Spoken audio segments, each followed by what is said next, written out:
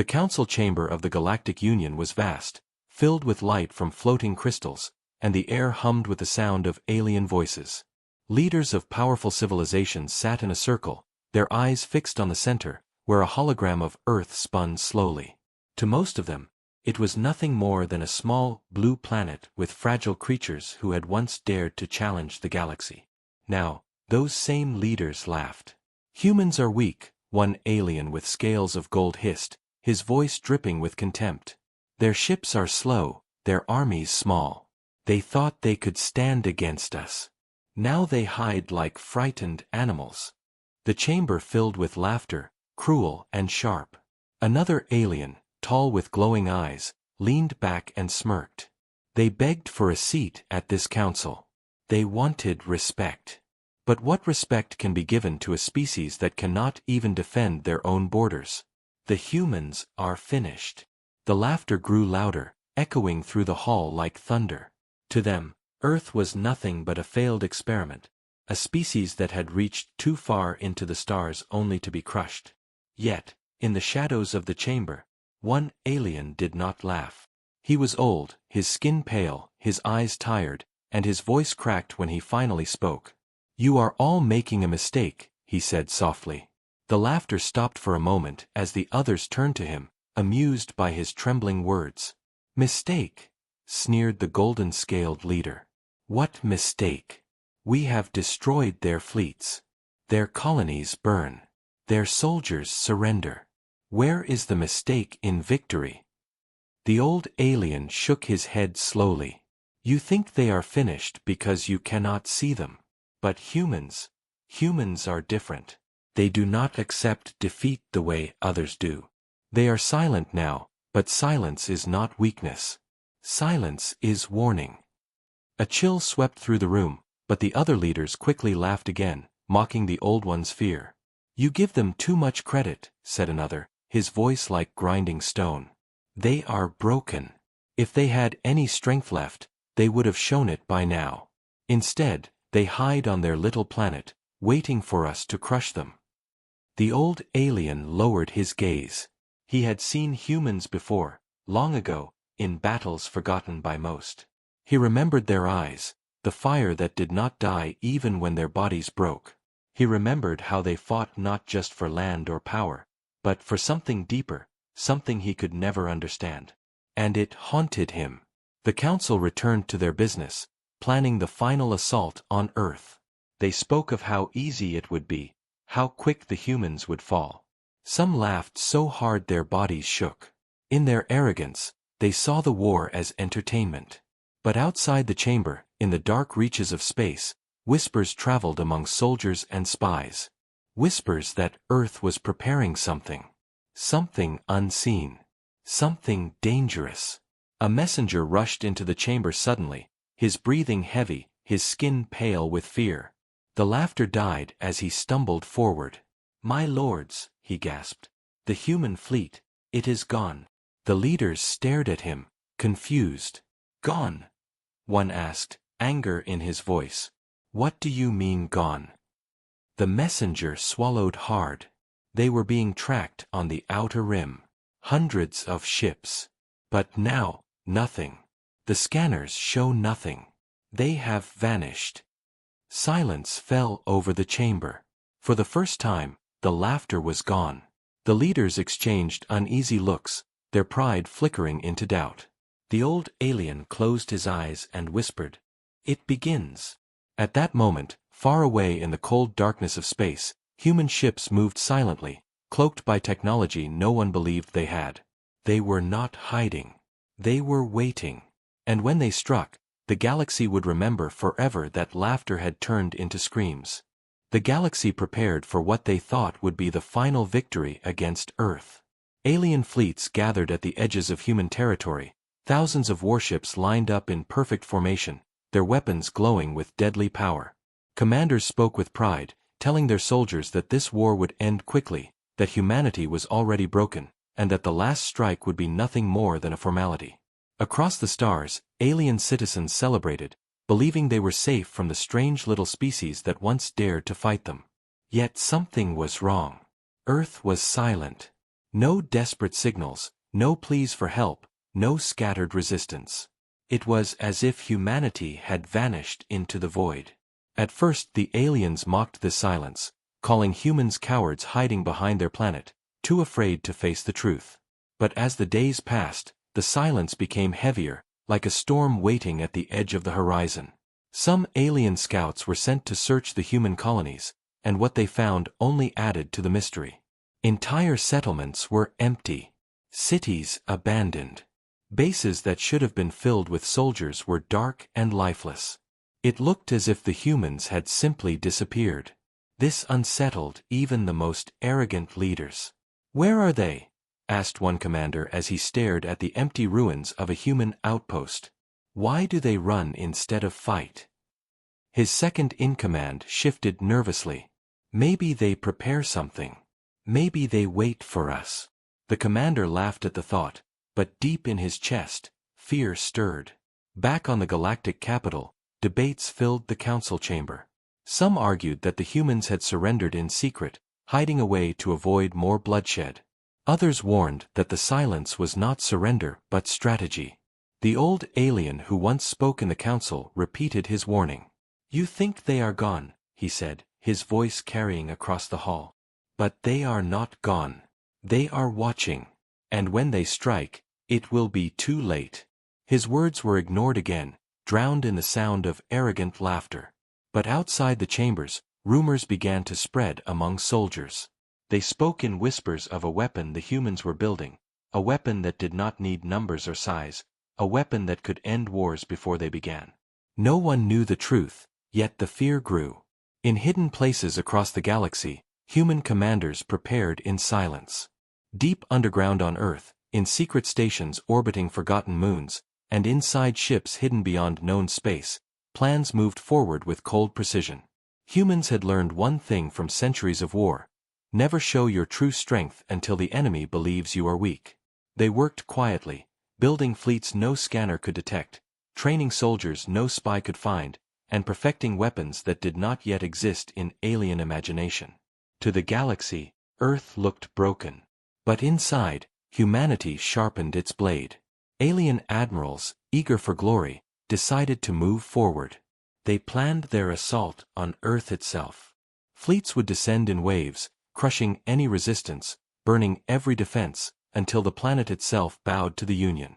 The commanders laughed as they studied maps of the solar system, calling the operation a cleansing. They believed victory was certain. Yet on the outer rim, strange reports began to arrive. Patrols vanished without trace. Ships sent to investigate never returned. Some claimed to hear whispers on the communication channels, voices that should not exist, human voices mocking them in the dark. Most dismissed these as lies, but the fear spread like fire in dry grass. One night, an alien officer received a transmission that froze his blood. It was short, only 2 words, spoken in the rough accent of a human soldier: "We're coming." He tried to report it, but before he could, the signal died, and his ship was swallowed by darkness. In the galactic capital, the council demanded answers, but no one had them.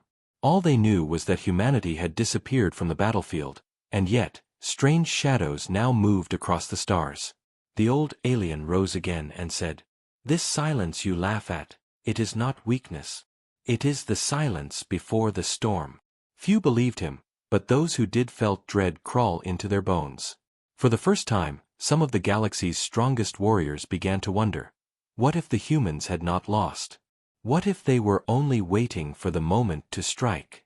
Far away, hidden in the endless black of space, human fleets drifted like ghosts, unseen, unheard, and unstoppable. Their engines made no sound, their signals gave no warning. They were patient, watching, preparing. The galaxy thought it was ready for war, but in truth, the war had not even begun. The alien fleets stretched across the stars like endless walls of firepower, their ships armed and ready, their commanders filled with pride. They believed the humans were broken and hiding, yet unease began to spread when reports arrived of patrols that never returned. At first the losses were dismissed as accidents, perhaps ships lost to mechanical failures or attacks from minor raiders.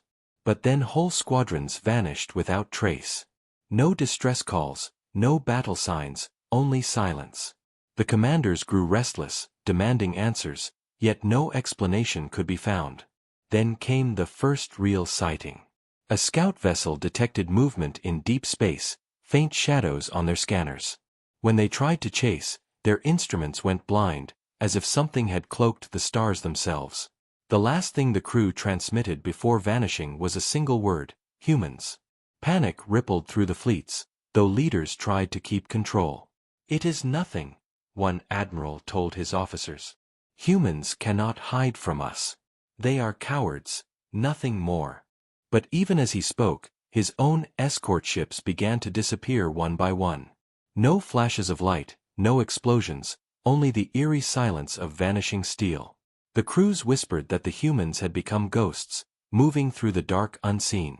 Soldiers awoke in the middle of the night, certain they heard footsteps in the halls of their own ships, only to find nothing there.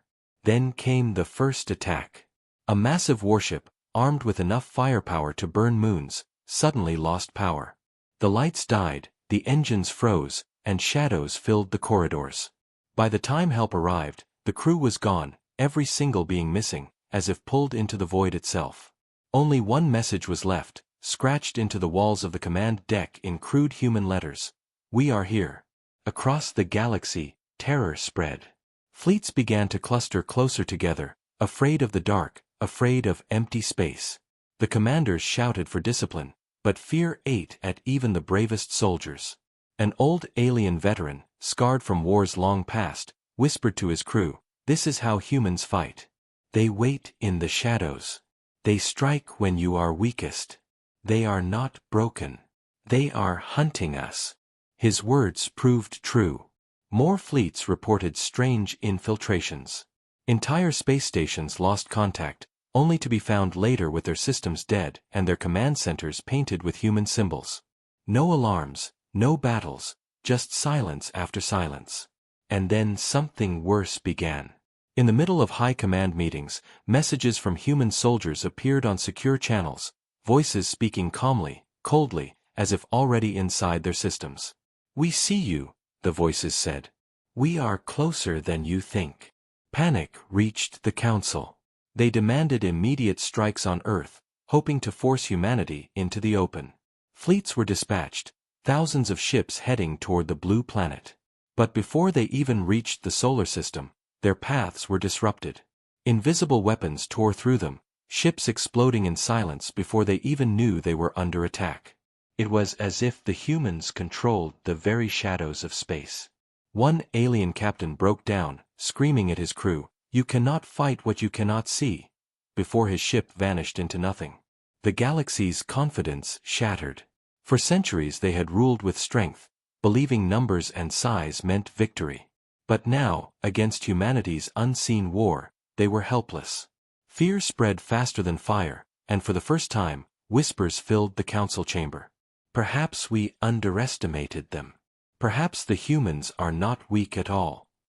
The old alien rose once more, his voice heavy with dread. "I warned you. They do not fight as you do. They do not surrender. When you thought they were hiding, they were learning. And now, they are here." His words rang like a prophecy as, at that very moment, a chilling message appeared across every fleet, every station, every world connected to the Galactic Union. In every language, in every voice, the humans spoke as one: "This war is not over. It has just begun." The galaxy trembled as whispers of human attacks spread through every fleet and colony, but still the council refused to believe the truth.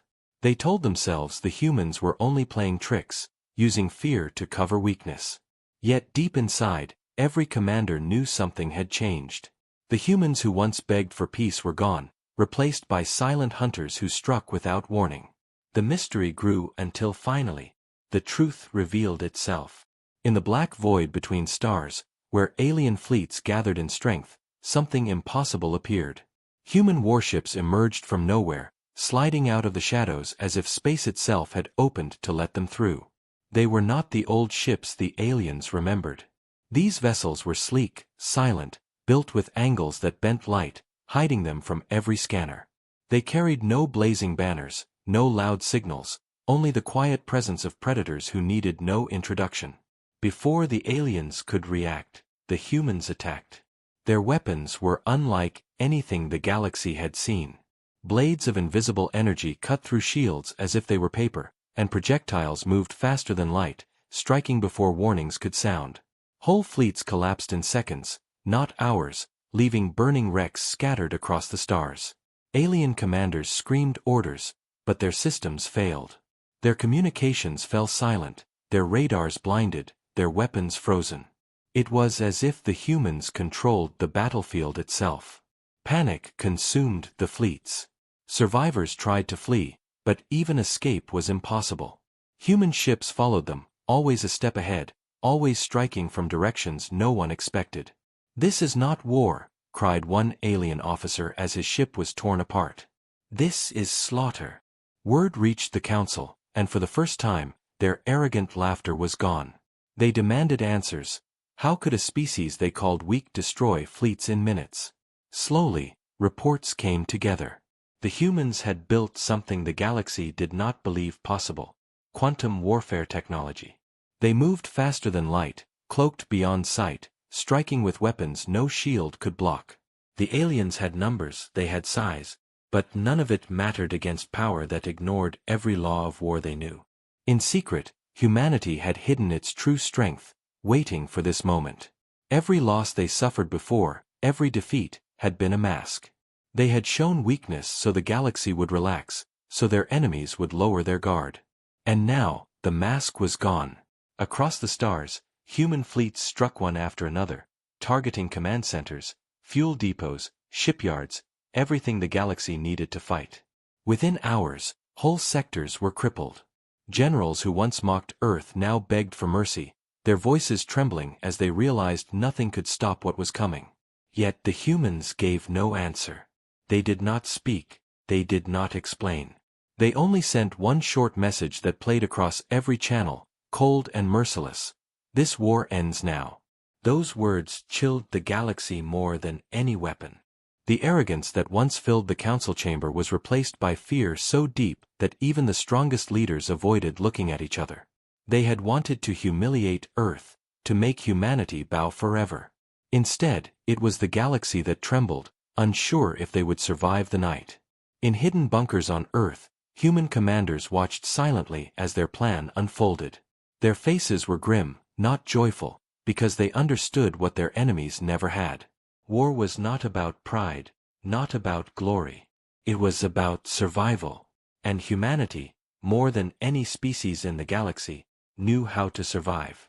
Their soldiers moved like shadows through captured ships, disabling systems, leaving warnings scrawled in crude letters, reminders that the hunters were inside. Entire armies surrendered without firing a shot, terrified of an enemy they could not see. Those who resisted were destroyed in minutes, their fleets burned to ashes before they even understood what hit them. The galaxy had called humans weak, but now they saw the truth. Humanity had never been weak. They had been waiting. Waiting for the right time to strike. Waiting for the moment when the laughter of the galaxy would turn into silence. And that moment had come. As alien worlds fell quiet and fleets vanished into wreckage, one thought filled every mind across the stars: if this is what humans can do in minutes, what will they do in hours? The galaxy that once mocked Earth now shivered in silence as human fleets swept across the stars with unstoppable force. What began as whispers of strange disappearances had become open terror, for whole armadas that once dominated the void now lay in ruins, their broken hulls drifting like graves.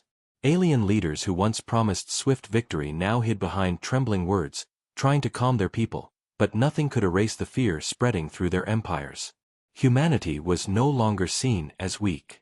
They were hunters, ghosts in the dark, and every race in the galaxy knew that no fortress was safe, no fleet strong enough, no shield unbreakable.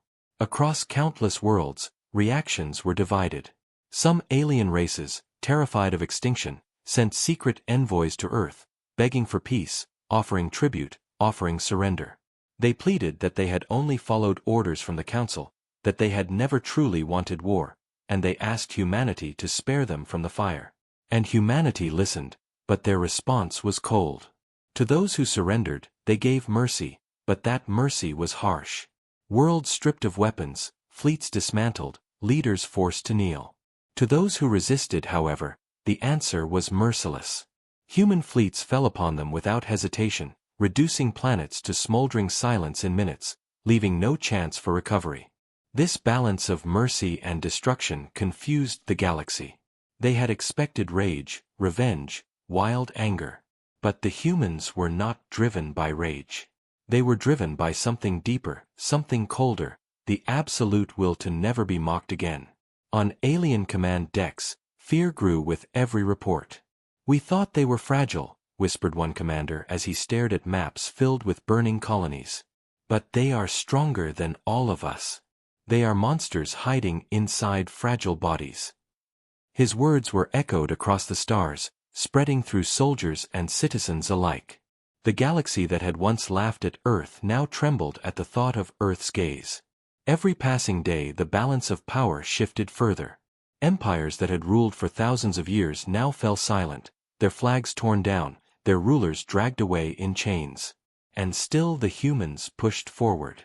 The galaxy's strongest empire, the very one that had led the charge against Earth, realized too late that the tide had turned completely.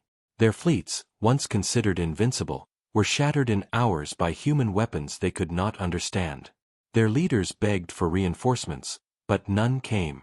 Allies abandoned them, choosing to surrender rather than face humanity's wrath. The war that had once been about dominance now became about survival. In the capital of the strongest alien empire, a captured commander was brought before human officers.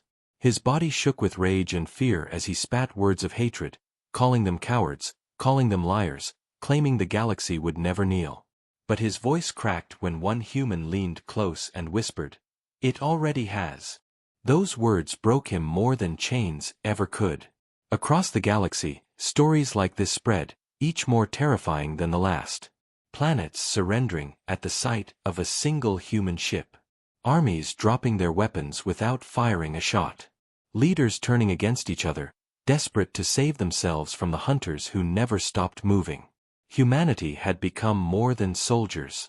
They had become a force of nature, a storm sweeping across the stars, ending centuries of arrogance in minutes. Yet even as victory grew, humanity remained silent. They sent no speeches, no demands of tribute, no calls for empire. Their only message remained the same, echoing in every language across every channel. "This war ends now." And that message carried more weight than any fleet. The galaxy understood then that humanity was not fighting for power, not fighting to rule. They were fighting to make sure no one would ever dare to laugh at Earth again. On the horizon of the galaxy's greatest city, human fleets appeared, surrounding the galactic capital itself. For the first time in history, the council that ruled all others felt the weight of fear pressing down on them. Their mighty walls, their fleets, their soldiers, all of it meant nothing in the face of hunters who had already proven they could end empires in minutes. The turning tide was complete, and now the galaxy stood on its knees, waiting for Earth's final word. The day the humans reached the galactic capital, the galaxy held its breath. Never in history had an enemy fleet come so close, never had the walls of the capital been tested, for it was considered untouchable, a fortress surrounded by thousands of ships and endless defense platforms. Yet when the human armada appeared, it was not with thunderous announcements or proud declarations. They arrived in silence, their ships sliding out of the void like shadows, surrounding the capital with cold precision. The alien commanders shouted orders, filling the skies with fleets, confident that numbers would finally overwhelm the humans. But numbers meant nothing. The first volley came from the human ships, invisible weapons tearing through the front lines before the aliens even realized the battle had begun. Dozens of vessels exploded at once, their shields ripped apart as if made of paper. Panic swept the defenders, but still they fought, firing everything they had into the darkness. Yet their weapons struck nothing, for the humans had mastered war in a way no one understood. They moved faster than light, their ships appearing and vanishing like phantoms, striking from behind, from above, from angles no one thought possible. In minutes, whole squadrons were gone. The skies above the capital filled with fire as alien warships collapsed one after another, their crews screaming in terror as they realized their fate. Admirals begged for reinforcements, but reinforcements never came, for every path into the system was already sealed by human forces waiting in ambush. The defenders were trapped, surrounded, broken.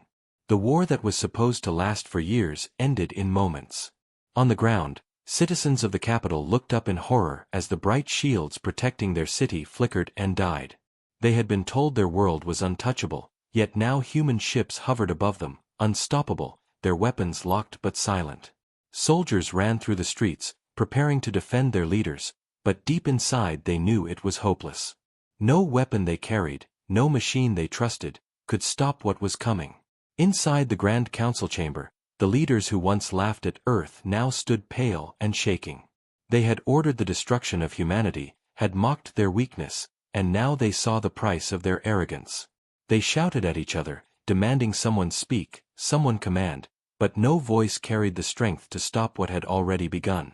Then the great doors of the chamber trembled as human forces arrived, not with explosions, but with silence. The doors slid open and soldiers in black armor stepped inside, their movements calm, their weapons steady, their faces hidden behind cold visors.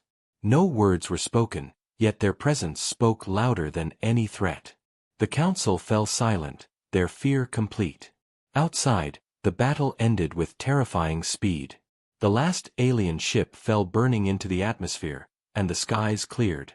It had taken less than 1 hour for humanity to break the strongest fleet in the galaxy. Soldiers who had fought for centuries whispered in disbelief. "It is impossible," one alien said as his ship collapsed around him. "Wars do not end in minutes." Yet this one had. The humans had ended it not with sheer numbers, not with overwhelming fire, but with precision, with silence, with a power no one could match. Across the galaxy, news spread like fire. Entire civilizations watched in disbelief as the mighty capital, the heart of the Union, surrendered without a single condition. Messages poured through every channel. Earth had won. And it had not taken years, not months, not even days. It had taken minutes. Fear turned into legend at that moment. Across every world, parents whispered to their children of the night the humans ended the war, and soldiers spoke in hushed voices of an enemy that could not be fought. Humanity was no longer a small, weak species. They had become the nightmare of the stars, the reminder that arrogance brings ruin. Yet even in victory, the humans did not celebrate. They stood silent, their fleets hovering above the capital, their soldiers cold and disciplined. They had not come for revenge, nor for conquest. They had come for respect, and they had taken it in the most brutal way possible. For the first time in galactic history, the Council bowed their heads to Earth. The war was over, but the fear had only begun, for every race now asked the same question in their hearts. If humans could destroy the strongest empire in minutes, what else could they do? The war was over, but the silence that followed was heavier than the fire that had burned across the stars. The galactic capital lay in ruins of pride, not of stone, for its towers still stood, its fleets still floated in orbit, yet the spirit of the galaxy was broken. Where there had once been laughter, arrogance, and endless mockery of Earth, now there was only fear. The council that had once mocked humanity stood bowed, their voices trembling, their eyes lowered as human soldiers guarded the chamber in perfect silence. Across the stars, broadcasts spread the same image, aliens kneeling while human flags glowed in the background, not as conquerors but as reminders that Earth was no longer weak. Entire civilizations watched in disbelief, their leaders forced to admit that the species they had dismissed as fragile had ended the greatest war in minutes. But the humans did not demand crowns, they did not ask for thrones or empires. They simply gave a message that echoed in every corner of the galaxy. Never again. That message was more terrifying than an empire, for it carried no limit, no law, only a promise that if anyone dared to threaten Earth again, the storm would return. Some alien races breathed with relief, grateful that humanity did not seek to rule them, but others trembled, realizing that fear itself had become Earth's greatest weapon. The galaxy now moved carefully, every decision weighed with the thought, what will the humans do? And that uncertainty was more powerful than any fleet. On Earth, the commanders did not celebrate. They looked at the stars with quiet eyes, knowing they had proven their point but also knowing the galaxy would never see them the same again. The hunters had revealed themselves, and hunters could never return to being prey. Across conquered worlds, humans left behind no destruction, only silence. They dismantled weapons, restored order, and then vanished back into the void, leaving those they defeated to rebuild under the shadow of memory. It was not mercy, not cruelty, but something in between, a warning carved into the bones of the galaxy.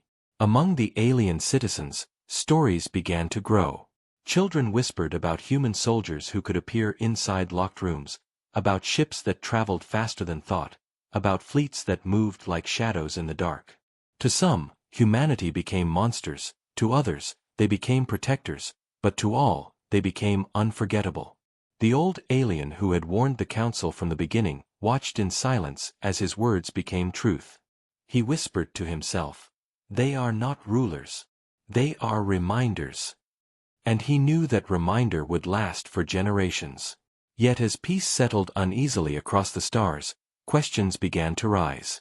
What did humanity want now?